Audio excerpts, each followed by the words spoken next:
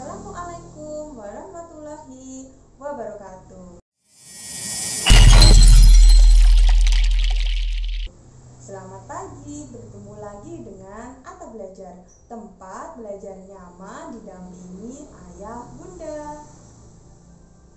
Nah, bagaimana kabar kalian hari ini? Semoga selalu dalam keadaan sehat dan selalu dalam lindungan Allah Subhanahu wa Ta'ala. Amin ya robbal alamin.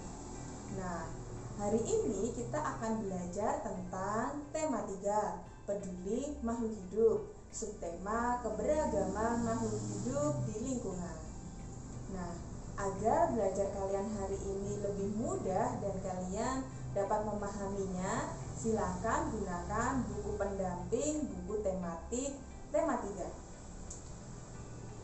Pokok bahasan kita kali ini yaitu bagian tubuh hewan dan fungsinya. Kesempatan kali ini kita akan belajar tentang bagian tubuh hewan dan fungsinya.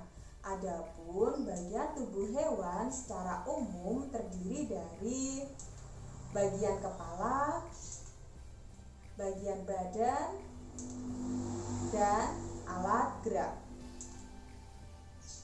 Bagian tubuh hewan yang akan kita bahas ada yang pertama yaitu serangga. Contohnya belalang. Yang kedua pisces. Contohnya ikan. Yang ketiga yaitu amfibi dengan contoh hewan katak. Yang keempat yaitu aves. Contohnya burung. Yang kelima yaitu reptil dengan contoh hewan kadal. Yang keenam mamalia, contohnya kucing. Mari kita bahas satu persatu bagian tubuh dan fungsi dari masing-masing hewan tersebut. Hewan pertama yang kita bahas yaitu serangga. Contohnya yaitu hewan belalang. Belalang memiliki bagian tubuh yang berfungsi untuk menjalankan kehidupannya. Bagian pertama yang ditunjuk anak panah adalah bagian kepala. Bagian kedua adalah perut. Bagian ketiga disebut kaki. Nah, belalang ini memiliki bagian tubuh tambahan yang tidak dimiliki oleh hewan-hewan lain, yaitu bagian yang disebut antena. Antena ini berfungsi sebagai perasa penciuman pada serangga, termasuk sebagai alat komunikasi serangga. Selain antena, serangga memiliki bagian tubuh dada. Dan yang terakhir bagian sayap. Sayap ini berfungsi untuk membantu belalang ketika melompat. Nah, kalian bisa memperhatikan pada gambar kaki bagian belakang dan kaki bagian depan belalang tentunya berbeda. Jadi, kaki bagian belakang lebih panjang yang digunakan belalang untuk melompat tinggi, sehingga belalang memiliki 6 kaki. Kemudian hewan yang kedua ada ikan. Berikut ini adalah gambar dari tubuh ikan. Adapun bagian tubuh ikan, pertama disebut kepala. Bagian kedua disebut mata. Ketiga insang.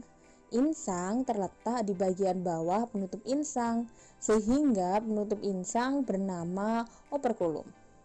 Di bawah operkulum ini ada insang ikan. Insang merupakan alat pernafasan pada ikan. Nah, bagian selanjutnya ada badan.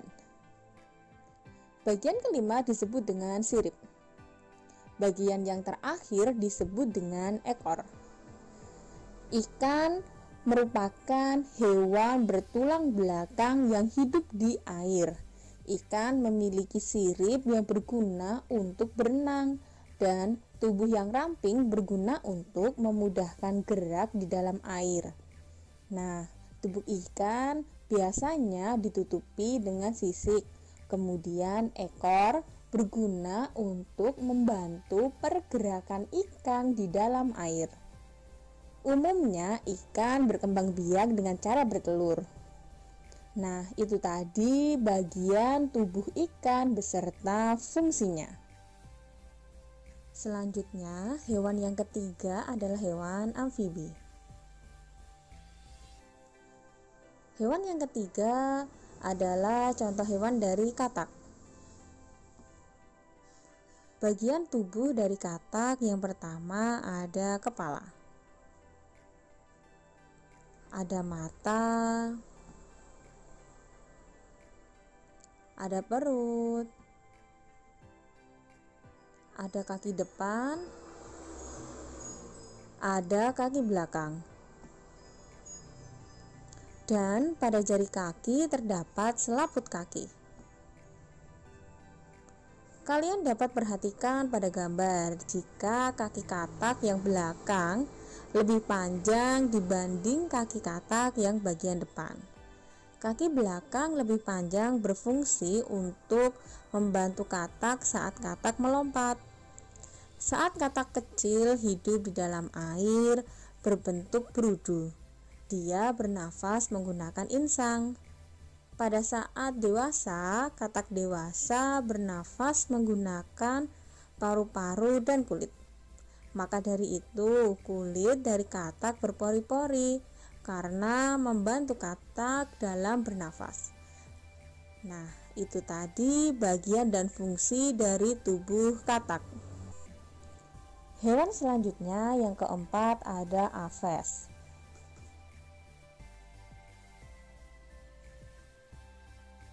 Contohnya di sini ada hewan burung. Berikut ini merupakan bagian tubuh dari burung. Pada bagian pertama ada kepala, paruh, badan, sayap, kaki, dan yang terakhir ada bagian ekor.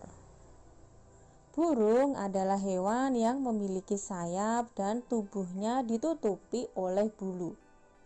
Bulu membantu menjaga suhu tubuh burung dan membantu burung saat terbang. Sayap burung berfungsi untuk terbang dan menjaga keseimbangan burung. Nah, kalian dapat memperhatikan jika bentuk paruh burung berbeda-beda. Bentuk paruh burung yang berbeda-beda bergantung pada jenis makanannya. Begitu pula dengan bentuk kakinya. Bentuk kaki burung berbeda karena disesuaikan dengan apa yang menjadi makanannya. Pada beberapa kaki aves ada yang memiliki selaput, misalnya bebek, sehingga bentuk kaki disesuaikan dengan bagaimana cara memperoleh makanannya. Kenapa kaki bebek berselaput ya? Karena agar mempermudah bebek berjalan di tempat yang berlumpur. Itulah bagian tubuh dari burung. Hewan selanjutnya yang kelima adalah reptil. Contohnya adalah hewan kadal. Adapun bagian tubuh kadal adalah sebagai berikut. Ada kepala, mata,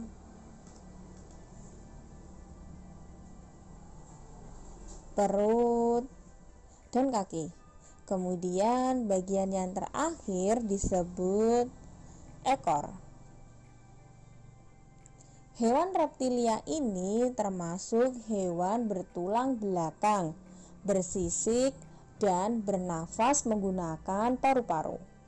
Kadal memiliki tubuh yang panjang dan ramping meruncing ke belakang dan berakhir menggunakan ekor.